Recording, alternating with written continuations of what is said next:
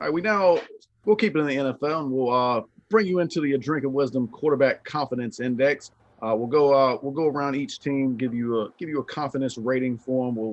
We'll use a 1 to 10 scale, 10 being the most confident, and one being, well, probably you don't want to be down at the one. But we'll begin with the Buffalo Bills and the Josh Allen show. I think Josh Allen, it was definitely a great season. MVP caliber. I'm still looking for. I'd like to see if he can follow it up from last season and play on the same level. I'll give Josh Allen and the Buffalo Bills a 7. Okay. I ain't mad. I ain't mad at it. I think this year I'm gonna give him an 8, just because he did show growth this year. He won some playoffs games, so he showed us he can win under the lights. He's not quite Patrick Mahomes yet, but who is, unfairly. But he did show us he can take a team to the title, to the conference title game and be competitive. And so I'm gonna give him an 8 for the improvement that he's shown from last year to this year. And then moving on to the Miami Dolphins. Listen, here's the deal. I got to get them a 5. I don't know what their confidence index is with Tua right now. So I got to get them a 5 because it felt like they were just more confident in having Fitzpatrick than Tua. But Tua is supposed to be the future. So I just got to get them a 5 until I get a better picture of what they're trying to do with their quarterback situation. Yeah, I agree with you on this one. I think it's a 5, split straight down the middle. It seemed like they were a little bit back and forth on what they wanted to do. Where they go, obviously we knew that Fitzpatrick early, waiting for Tua to get healthy. He got healthy, but then the performance wasn't quite what they probably were looking for, and they were a year ahead. Like we didn't expect them to win 10 games this year, so they had that. I think next season, I think they'll get it back heading in the right direction. But for right now, I do think it's a 5. Now the New England Patriots. This one used to be the 10 of all 10s. It is not anymore because Tom Brady is in Tampa Bay. They brought in Cam Newton. We thought it would be really cool. It wasn't. The passing was just not very good. This is about as bad as it gets. I think this is a 1. Oh yeah, if we was talking about Webster Dictionary, this the picture, baby, for the number 1. The most least confident situation. Yeah, it gotta be New England, man. Like we don't know what they're gonna do in the future, but we know right now they're what we like to call a young clown show down there. So that is your picture perfect 1 with New England. Then going with the last team in the division, the Jets. And when I say last, I'm not necessarily talking about standings. I'm just talking about in the order that we're talking about them. We got the Jets. Here's the deal. As far as Sam Darnold go, his talent level, I gotta give him a 4 or 5 range. Let's just say 4, just because the Jets so bad. I think him as a quarterback, he has shown me enough when he get an opportunity that to show me that he's a decent, at least an average to above average quarterback. The problem is he don't have much around him to showcase that talent. So that does affect him negatively, even though it's not really his fault. But yeah, I think I got to give the Jets quarterback situation probably like a 4. Yeah, it's less for me. It's less to do about Sam Darnold, more to do about the Jets as a whole. It's just not a very good organization, and because of that, I think it's a 2. I'm not certain that Sam Darnold will even be the quarterback moving forward. I mean, we don't know. Maybe they might fall in love with a Justin Fields, a Zach Wilson, or one of these types. So I think it's a poor situation, and I think it's a 2. The Ravens with Lamar Jackson. He won the MVP year before last. Didn't experience quite the level of success we were hoping for this year. And because of that, I'm a little skeptical of him right now, but I still think this is a good situation moving forward. Just not quite what I was looking for this year. I think this one's an 8. Yeah, I agree with 8. Here's the deal. Like once again, Patrick Mahomes is the measuring stick. We know last year it was all about Mahomes and Jackson, Mahomes and Jackson, Mahomes and Jackson. This year, Jackson took a step back. This year it was about Mahomes and Allen, Mahomes and Allen, Mahomes and Allen. If I'm gonna have Allen, at an 8-9 range, I don't think Lamar Jackson this year was better than him. I don't think the quarterback situation was as solid as what Buffalo got right now. So I would have to give Lamar, I'm gonna give him about a 7 because we still waiting on him to get to that primetime stage, championship game, Super Bowl game. We've yet to see that. We'll see how that go. Moving on to the next team in the division, the Cincinnati Bengals. Here's the deal. I can't, Joe Burrow went down with a season in the knee injury, and I thought before he went down, as far as him being a number one overall pick, with all the hype that was coming in on him, I thought he was starting to live up to that hype. But here's the deal: we don't know how he's going to bounce back from that injury. So I got to get him a 5 because I think his rookie campaign was a lot, better than Tua's. And then we're gonna move on to the other rookie campaign that we're gonna talk about later. But as of right now, I think their situation is sitting at a 5. I'll give him a little bit more. I give Joe Burrow a 6. He proved a lot to me in those whatever amount of games he played before getting hurt. He proved that he could pretty much carry and inject some life into what was a lifeless franchise. Because of that, I'll give him a 6. Obviously, you don't want to put him up too high because we don't know how he'll bounce back from the injury. But I was definitely encouraged by what I saw before the injury. Moving on to Cleveland. Cleveland, that's an interesting one. Baker Mayfield, he's I think he's been definitely assisted by Kevin Stefanski, who proved that definitely a worthy head coaching hire. And they got a lot of talent around him. They made it. They won a playoff game this year. So it was definitely a big season for him and a must season to have some success with all the weaponry and assistance behind him. I'm still gonna be a little bit skeptical on it. I need to see a little bit more and a little bit Baker Mayfield. The reason that they're winning, I'd like to see more than just the game management, all that. I'll give him a 5. Yeah, I'm a little less. So I think Joe Burrow, just like I said, Joe Burrow was a number one overall pick that got hype, and he was starting to live up to that hype somewhat. I don't think Baker Mayfield did the same thing. He came in, he was talking all his trash, whoop-de-whoop. He did have a better year this year, but I'm just really not sold yet. So I got Baker Mayfield as a 4 on the index. I'm not really sold. I would like to see him do a little more. I would like to see him be a better leader. Maybe that might come this year. We'll see. But as of right now, I got him as a 4. Over to the Pittsburgh Steelers. Here's the deal. I don't know what we about to see. This is a 2. I'm just going to tell you that. And the reason it's a 2 is because I don't know if Big Ben's coming back. And even if Big Ben come back, I don't know how effective he'll be. Now I'm hearing about a quarterback competition between Mason Rudolph and the guy from Washington. Oh, is it Eason? Not Eason. No, it's No, not. not like the football team Washington. Oh, okay. Haskins. Oh, that's right. Yeah, they did bring Dwayne Haskins. Yeah, I couldn't get it out. But it was supposed to be a matchup between Rudolph and Haskins. If Big Ben does retire or if he don't come back as a starting quarterback. So I got to give that situation a whopping 2. Yeah, I think I'll give him a little bit more credit because I do think Big Ben will come back, and I don't think he's shot. I like what I saw last year. I think the problem was the offensive scheme. They never could, especially later on in the year when they started having trouble. They just completely, it seemed like, couldn't run the ball at all. I think if they get back to a little bit of that, I think they'll be okay. Because I still saw a lot of still enough arm strength, and they got enough weapons. I'll give this one a 4, but I can't give it any higher because I think long term there's still a lot of questions about where they go after Big Ben. The Houston Texans, probably the most interesting one because they got they got a top 5 quarterback, but they're a bottom 5 organization. So, and we know Watson with the trade rumors and all that. If this was purely about the player, I'd put it about it. I'd give this one a 9, but it's not. I'm definitely unsure if he'll come back because of all the front office rumors and all this. This one's a 2. Yeah, I agree. It's a 2 for me too. Listen, because it's too dependent upon Deshaun Watson. Like, if he don't come back, who the hell is the starting quarterback? I don't know. That index is gonna be bad. So yeah, I gotta go 2 just because we don't know the fear of the unknown. And then moving on to another team that we're gonna have to find out what's the deal with the Indianapolis Colts. Phillip Rivers retiring, so you got Brissett coming back, but Brissett ain't gonna get it done. I'm sorry, he's not gonna get it done.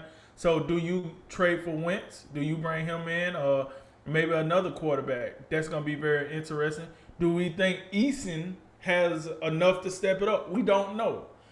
So with that quarterback situation, I got to give that like a 3 because I don't right now without Phillip Rivers. I don't think they really got a winning quarterback on that roster.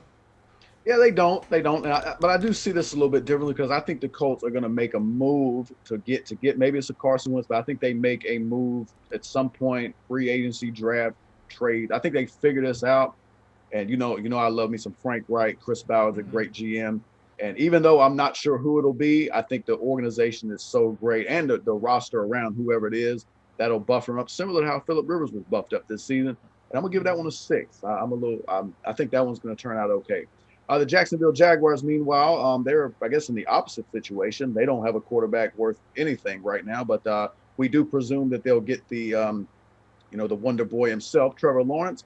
Because of that and because of how great I've been told that he is, I'll give him a 5. I'll give him a 5. I'll be nice. Yeah, I'm gonna have to get him a 3. The quarterback situation ain't great. I understand you getting Trevor Lawrence. Listen, I have a different view of Trevor Lawrence until I see him actually, go out here and change this franchise. Now, I do think Jacksonville has done a fantastic job by going to hire Urban Meyer. I think that was fantastic. I think he's going to come into a situation where he can have success, but I need to see it because it's been a whole lot of this guy's been the best thing since, middle school. I kind of need the performance behind it, not just the legend, but I need some performance behind it. So with that said, yeah, I got to give him a 3.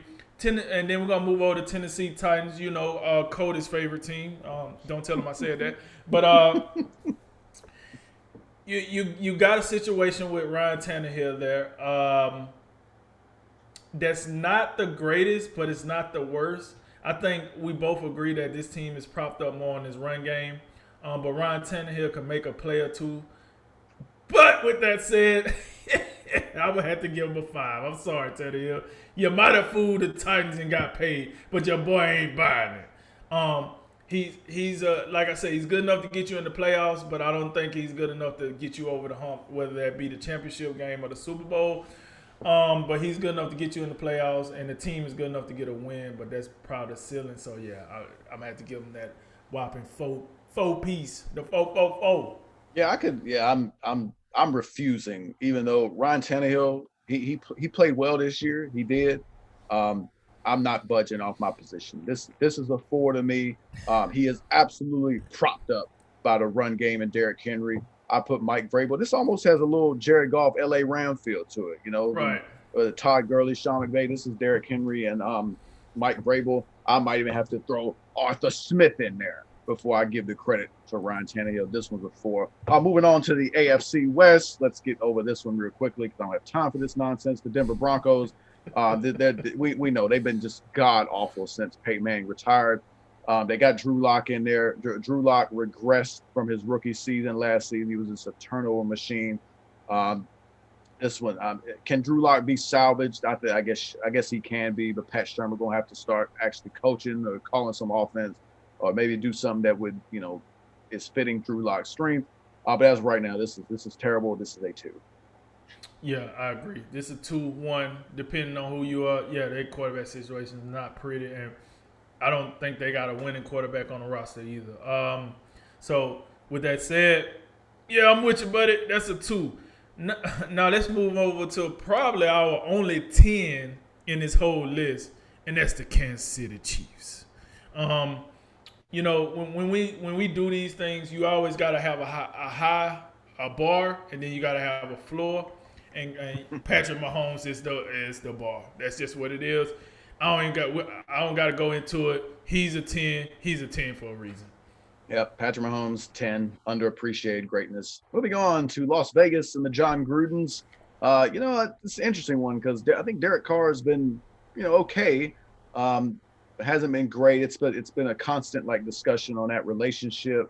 But they still together. I still do think in the end, John Gruden is looking for something else. Maybe he gets on Deshaun Watson madness. But because of that frosty relationship, I'm gonna give this one a 3. Right. I'm waiting for the time that Raiders breaking news. Raiders dump Derek Carr for 2 packs of cheese sticks.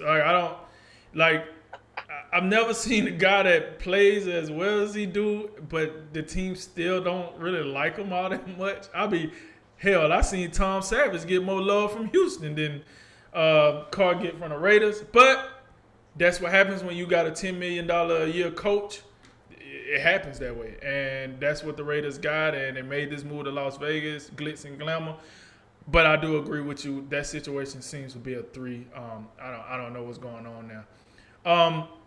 Los Angeles Chargers. Here's the deal. Justin Herbert was by far the best of the rookie quarterbacks this year.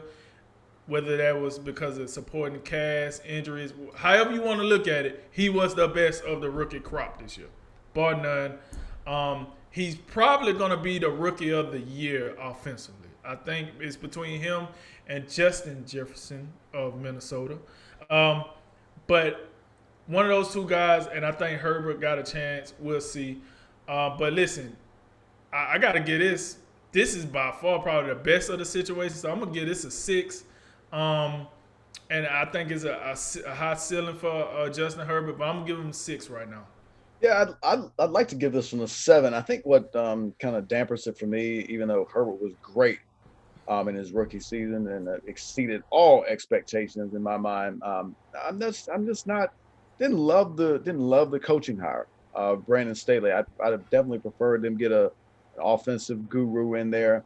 Right. They went a different way, and because of that, I'm a little concerned that may stunt his growth. And because of that, I do agree with you. I think that's a 6.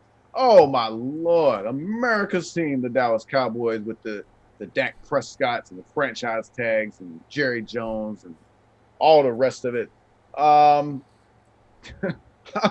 give them a 4. I don't know. I'm not sure quite what to make of it. And I just scrolled up the page. I was like, who's next? And it is Dallas. I'll give him a 4. I'm not.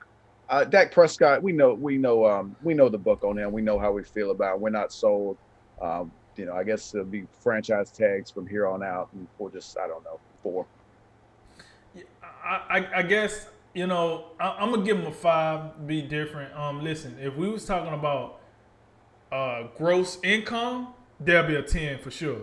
But I guess since we're talking about the quarterback index, and you actually got to look at what the quarterback's doing, yeah, I'm gonna give him a 5. I do think if Dak come back and he can get back to the form he was before he get hurt, I think he's a quarterback that can get you to the game. I don't know if he can take you over that hump once again.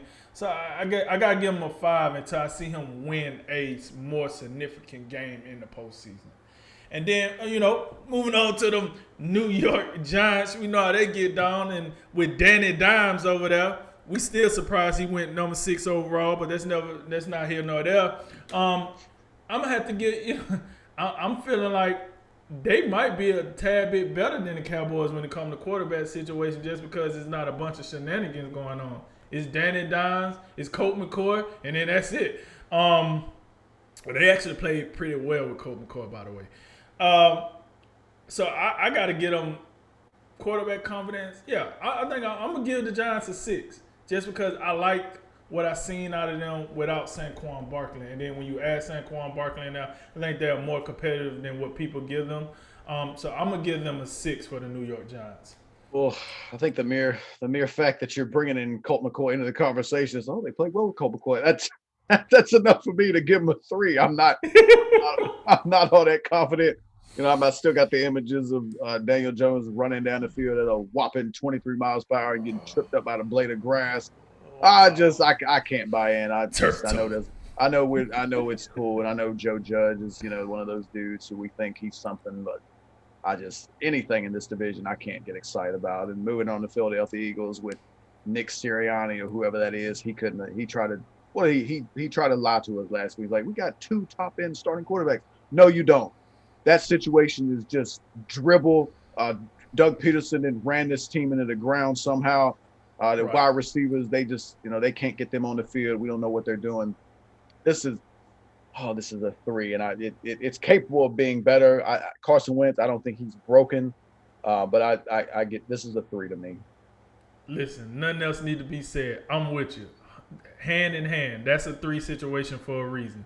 Moving on to the Washington football team. Yeah. Damn. This one of them thinking emoji moments. So I'm thinking, Washington. Yeah, man. I just gotta give them a 2 just because they don't really have. I mean, no, I'm being disrespectful. I'm gonna give them a 4. I'm sorry, Alex Smith. I'm sorry. You did play well when you played. I'm not even gonna knock. I'm sorry. I'm gonna give them a 4 because I do believe in Alex Smith as a starter. The reason I was gonna give him a 2 because I was trying to think of like what do you do if Alex Smith doesn't play? You bring him back that guy Heineke. He played decent, but you don't really have much after that. You trade away where you cut Haskins. So you don't have him anymore. So yeah, I'm gonna give him a 4 just because I have confidence in Alex Smith when he do go out there to play. Yeah, you kind of changed my mind. I thought you were more correct than you. When we started this, you were at a 2, I was at a 1. Now I'm at a 2. The reason I'm so low, and it's nothing to do with Alex Smith. Got a lot of respect for him and what he he's overcome. But I just think long term, I just don't see it. I mean, you had Dwayne Haskins, and now he's over in Pittsburgh. So and people are really like in the playoffs, like, oh yeah, Tyler Heineke, yeah, he really came out there and gave it the big whopping effort, and we like him. But I think in totality and like looking forward, I don't see a future, and because of that, I'm giving him a 2. Oh boy, I like this one. The Chicago Bears, Mitch Trubisky, Nick Foles, Matt Nagy, and that dude up there who I don't know why he's still employed, Ryan Pace. This is a 1. This is horrible. They gotta atone for this at some point. Cut bait, move on. I don't know. Maybe they should trade the whole organization for Deshaun Watson. That they might be in better position than they are now. Yeah, I absolutely agree. That is a 1 job, folks. You got 2 quarterbacks that you don't want. Like if you got that's a 1, folks. Like I don't know what they got going on. Still trying to figure out how they made the playoffs. Right. I'm gonna give that credit to the defense because I don't know what they was doing on offense. Moving on to the Detroit Lions, we talked about this team a little earlier with the Matt Stafford trade. They're getting Jared Goff, so I think just because you're receiving Jared Goff, that puts you somewhere in the 4 or 5 range. I don't know how successful he's gonna be there though. So if I had to pick a number, I'm gonna call this job a 4 for me. Yep, I think you hit it right on the head there. I think it's a 4. I don't want to get, Jared Goff. Everybody's been high and low on him the whole career. Jeff Fisher, we thought he couldn't play. Sean McVay, always the MVP. He's somewhere in the middle. It's going to turn out to like can the Lions coaching staff, maximize his talents because he does have talent. But I do think you're right. I think this is a 4.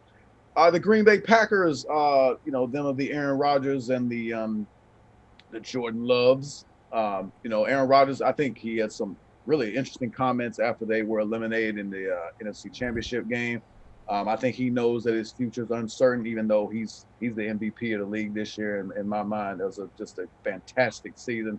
But due to what they did with Jordan Love and all that, I can't give it any more than a 5. Yeah, this is a 5, and it's more because your quarterback that you got now is unhappy, and we don't know what's going to happen with that. And then the guy you got to replace him didn't snap the ball at all this year. I don't even know if he got dressed this year. So you still don't know. Draft the guy, put him on the bench. Well, that's what they did with Tua. He still got to play, but he was on the bench. It wasn't like every game was on his shoulders. I just didn't understand why we didn't see Jordan Love at all this year, at all. It was kind of weird. So yeah, I'm with you on that. We're gonna give them that high 5. Minnesota Vikings. Here's the deal. They're gonna get a 3. I'm over Kirk Cousins. What's his ceiling? What's his floor? Like what? I don't even know what to make of Kirk Cousins. Here's what I know. He was a guy that did all that squawking in Washington. They didn't pay him. Then he gets to Minnesota. He gets paid. Oh, by the way, one of your top targets say, if he get paid, I'm out. Boom, he leaves. Minnesota still, they had moments, but I didn't see it. So, yeah, I'm going to go with a whopping 3 in Minnesota. Yeah, I think a 3 is right. I'm not going to be too disrespectful. I was about to hit him with a 2, but I give him a 3. Kirk Cousins is like, he's forever, the whole you like that moment. That's his ceiling. That's his ceiling. That gift is going to be his career. And then, if you like fantasy football, you probably like Kirk Cousins. He's going to give you a lot of points in that regard. But as far as like elevating the team to the next level, because Minnesota, when they brought him in, you remember they had just made the NFC Championship game with Case Keenum. and they was looking for a guy to take them to the next level, but he ain't made the next level. And I don't know. I know the defense took a step back this year. I get all that, but Dalvin Cook, Adam Thielen, and Justin Jefferson. Ain't many teams out there that can do better than that. And you can't stack wins with that, and you can't even make the playoffs in an expanded playoff format. Don't forget the tight ends. You got Rudolph, you got Irv Smith Jr. You got tight ends too. Yep. So with all that said, yeah, it's got to be a 3. And this is, I don't see much of a future there, and they're gonna have to look elsewhere somewhat soon. Atlanta Falcons. Speaking of a team that seems to be kind of middling, and Matt Ryan still playing at a relatively high level, but be nice to see a few more wins and a few more passing yards and touchdowns. Give him this is a 4. Yeah, man. Listen, what do they call this? Siberia? That's what this is. Like what? Like where do you go? Matt Ryan too good to just like dump him, and you don't know if you'll get a quarterback of a caliber of Matt Ryan. But your team is not winning enough to garnish any respect. So it's like, what do you do? This Siberia, the land of the unknown. And I'm with you. You got the 5 mark is probably the perfect for Atlanta, for Matt Ryan, because he's good. So I'm not gonna give him a 1, 2, 3, or 4. With 5 being pretty much average, he's got to be there or better. He hasn't won anything of any significance outside of that MVP he won, but he's too good to, just disrespect him and give him something lower. So it's a weird situation now. The Carolina Panthers, we know the Carolina Panthers are in the market for Deshaun Watson, which tells me they'll get off Teddy Bridgewater tomorrow if they can, which also tells me that quarterback situation ain't as good as we once thought. Well, as I once thought. I thought Teddy Bridgewater was going to come there and be an answer to a lot of questions. Clearly, they don't feel that way. They want to give somebody more explosive. So I'm gonna give this Carolina situation a 3.